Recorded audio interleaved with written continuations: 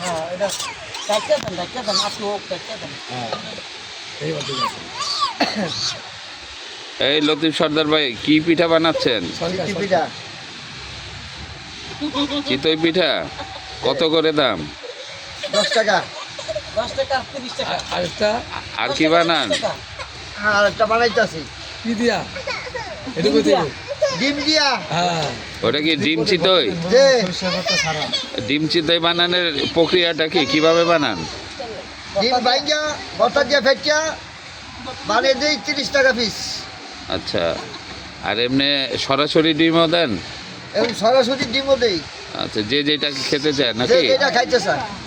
তা আপনার এই দোকান কতদিন ধরে চালু করলেন? আজকে 2 মাস ধরিয়া।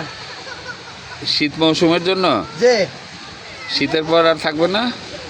শীতের পরে আর থাকবো না। আমরা খাইতে চাইলে? বানাই দিব খাইতে চাইলে বানিয়ে দেবো। বানাই দিব।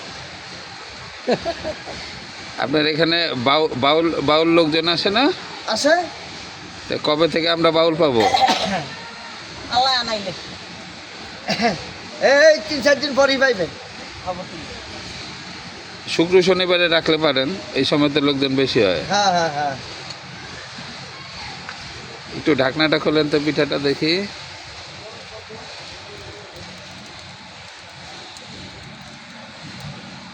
চাচি কি কি ভর্তা বানাইছেন?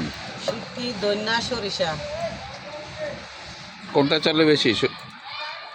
আপনি দইনা পাতা আর শুটকিটা চলে বেশি।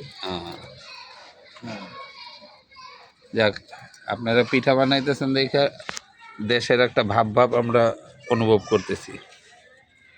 আপনার পিঠা ভালোভাবে চলুক। ইনশাআল্লাহ।